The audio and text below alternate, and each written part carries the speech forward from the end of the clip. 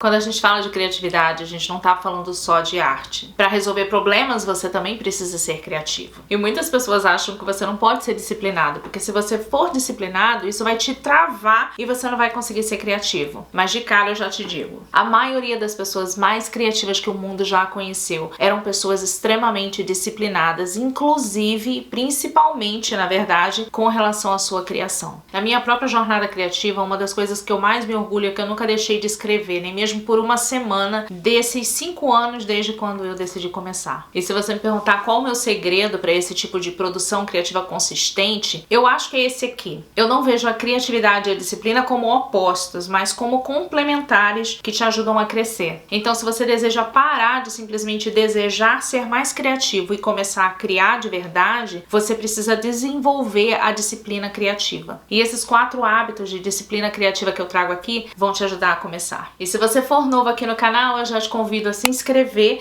e ative o sininho para não perder nada que eu posto aqui toda semana.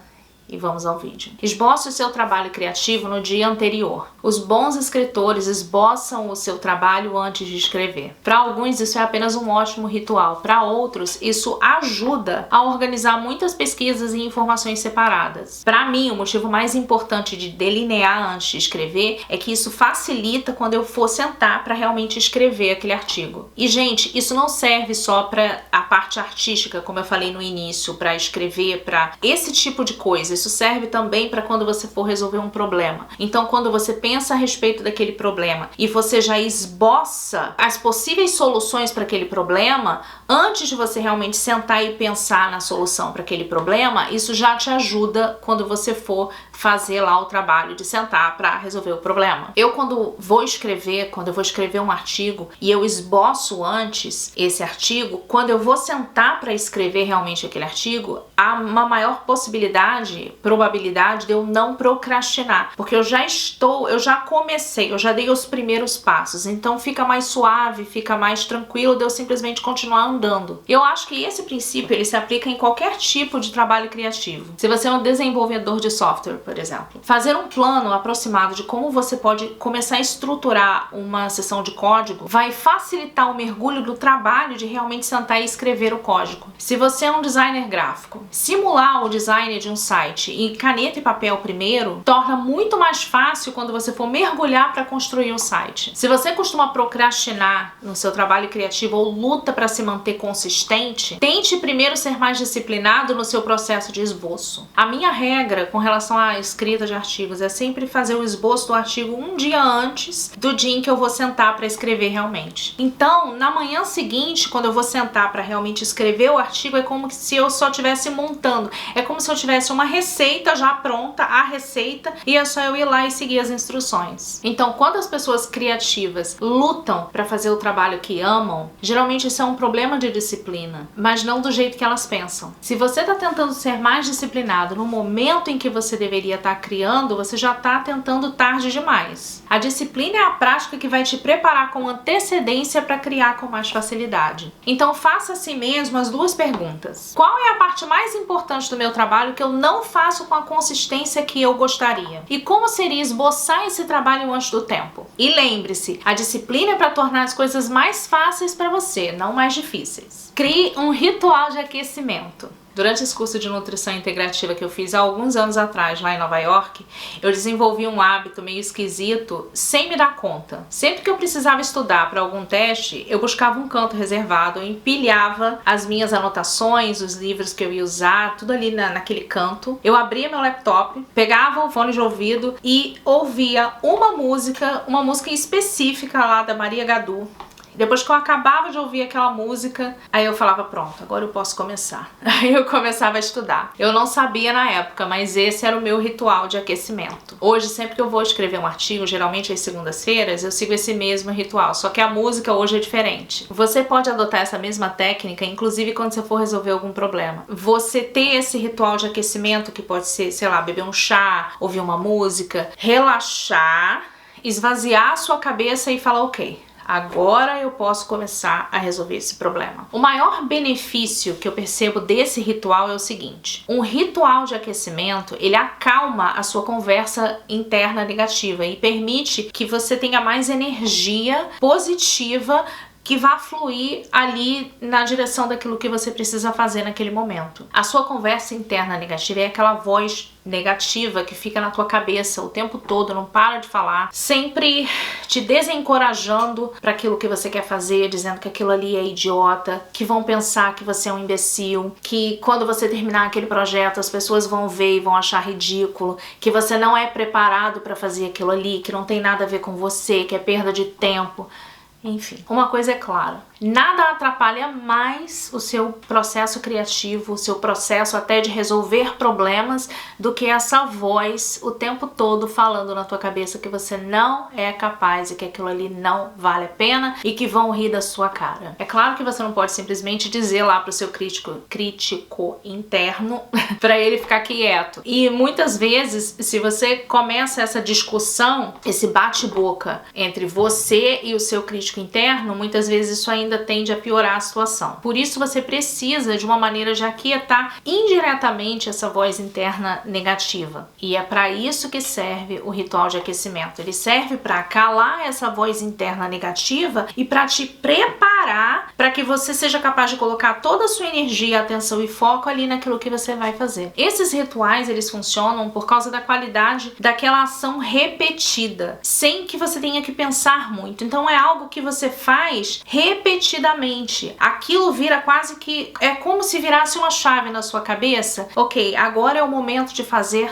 tal coisa. E o principal, você não precisa fazer muita força para seguir esse ritual, já que ele é repetitivo, já que você já está acostumado a fazer aquilo ali, já virou um hábito, você não precisa fazer força. Hoje, sinceramente, quando eu ouço aquela música que eu ouço durante o meu ritual, se eu a ouço em outro lugar ou em outra ocasião, eu sinto vontade de escrever. E agora, você está pronto para criar o seu ritual de aquecimento? Então não pense demais, quanto mais simples, melhor. Você pode ouvir uma música em particular, sempre aquela mesma música como eu faço. Pode ser tomar uma xícara de café ou uma xícara de chá, de um chá específico. Valide a sua procrastinação antes de lutar contra ela. Eu acho que a procrastinação é um dos maiores fatores para as pessoas terem tanta dificuldade para fazer o que precisa ser feito. E embora tudo, desde mídias sociais até a política de trabalhar de casa, tenha tornado cada vez mais difícil da gente conseguir focar naquilo que a gente precisa fazer, eu acho que uma das maiores razões pela qual as pessoas ainda têm tanta dificuldade com a procrastinação é que elas não sabem exatamente o que é procrastinação. A maioria das pessoas confundem o desejo de procrastinar com o ato de procrastinar. Entende uma coisa? Todo mundo, todo ser humano sente desejo de procrastinar, mas nem todos realmente procrastinam como hábito. Então vamos avaliar o seguinte: você senta ali para fazer um trabalho e aquilo ali de certa forma te gera uma ansiedade. E como forma de sair dessa ansiedade, meio que fugir dessa ansiedade, a sua mente oferece uma forma alternativa muito mais apelativa, que é checar o que tem de novo nas redes sociais. E como o efeito da gravidade meio que te puxa pro telefone para você ver o que tem de novo, quantos likes você recebeu naquela última foto que você postou. E na verdade, nesse ponto você ainda não procrastinou, é apenas uma sugestão da sua mente que traz alguns sentimentos. E esse é o estágio em que a gente se mete em problemas. A reação da maioria das pessoas ao sentir essa vontade de procrastinar é o auto-julgamento. Nossa, eu tô procrastinando de novo, eu não consigo me concentrar, eu não consigo fazer nada do que eu preciso fazer. O problema com esse pensamento de auto-julgamento é que você acrescenta mais uma camada de emoção dolorosa, ou seja, você já estava com ansiedade, agora você tem também culpa e raiva. Nesse ponto você está com tanta emoção negativa a bordo que o desejo de procrastinar fica muito maior, até porque isso torna maior também o potencial alívio na distração, o que significa que a probabilidade de você realmente ceder a esse desejo de procrastinar também fica muito maior. Entenda que você sentiu essa vontade de procrastinar devido à sua ansiedade. Então eu te convido a tentar isso. Em vez de você se criticar por sentir vontade de procrastinar, tente validar essa vontade e entender que você não é a única pessoa que tem vontade de procrastinar. Você não é a única pessoa no mundo que procrastina às vezes e tá tudo bem. Isso é apenas a sua mente tentando ser útil, tentando tirar você daquela ansiedade. Você não é uma pessoa ruim, você não é uma pessoa preguiçosa, você não é uma pessoa que vale menos porque você sentiu vontade de procrastinar. Quando você pensa dessa maneira, quando você entende que tá ok você sentir vontade de procrastinar, que outras pessoas também sentem essa vontade, inclusive que outras pessoas procrastinam, e isso não faz de você uma pessoa ruim, você tira essa camada de culpa e de raiva, o que vai facilitar para que você consiga lutar contra isso, para que você consiga não procrastinar. Se o auto-julgamento é o pior vício que você pode cair aí como um criador, a autocompaixão é uma das melhores virtudes que você pode desenvolver. E aí, quando você entende que há essa diferença entre o desejo de procrastinar e procrastinar em si, você abre aí um espaço. E nesse espaço você pode incluir aí um hábito muito mais propício para sua criatividade e produtividade. Você pode validar a sua procrastinação em vez de ficar se culpando. E o último hábito aqui é um hábito que eu bato nessa mesma tecla 1000 vezes. Faz muita diferença na minha vida. Nem sempre dá pra gente fazer 100% disso, nem sempre vai dar pra gente fazer sempre, mas a gente deve buscar ao máximo fazer isso, que é organize e agrupe as suas tarefas pequenas e aleatórias. É difícil realizar um trabalho criativo de alta qualidade quando o seu foco é constantemente fragmentado sempre que você tem que apagar pequenos incêndios que vão aparecendo durante o dia. Se você deseja ser consistente no seu trabalho, você precisa aprender a proteger mais a sua energia e o seu tempo e a sua saúde mental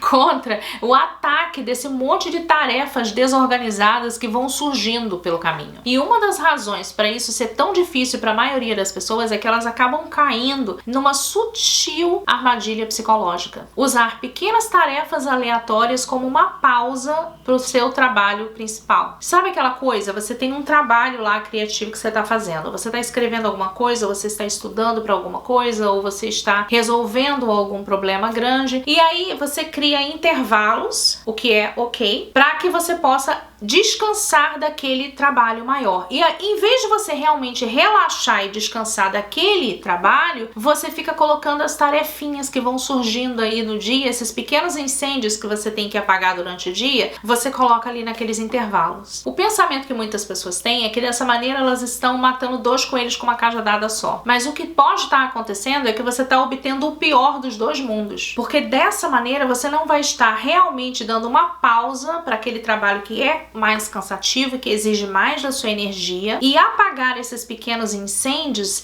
Nessas pausas você está, na verdade, se estressando ainda mais, o que vai dificultar muito mais quando você for voltar para fazer o tal trabalho mais cansativo. E no final do dia você vai ver que você não fez o trabalho que era mais cansativo, mais importante, que você precisava fazer, você está estressado, cansado e provavelmente você também não conseguiu resolver as pequenas tarefas. Então aqui eu recomendo 3 coisas. Tente fazer esse trabalho criativo e mais cansativo que você precisa fazer em um período mais longo do que aquilo que você acha que é capaz. A capacidade de manter o foco naquele trabalho de maior intensidade é um músculo. Se você tentar e praticar, você vai poder desenvolver esse músculo. E isso vai aumentando a sua resistência e cada vez você vai conseguir se focar por mais tempo. O segundo é você fazer pausas genuínas. Então, você tá fazendo aquele trabalho, você vai fazer uma pausa, faça uma pausa. Vá tomar um chá, vá olhar pela janela, vai, sei lá, fazer o que você quiser, que você vá realmente descansar. E a terceira coisa que eu acho que é mais importante é você organizar os seus incêndios. Em vez de você salpicar o seu trabalho aí de resolver esses pequenos pepinos ao longo da sua agenda, ou pior, que é tentar cuidar deles assim que eles chegam no seu radar. O que você vai precisar fazer é reunir esse tipo de tarefa para resolver em lotes. Por exemplo, você pode estabelecer uma regra para você mesma, que de tal hora a tal hora vai ser aquele tempo ali em que você vai ler e responder os seus e-mails. Tenha muito cuidado com isso, procure responder todos e tratar todos os e-mails naquele momento para não deixar nada para o dia seguinte. Quando você adquire o hábito de proteger o seu trabalho criativo, fazendo pausas reais,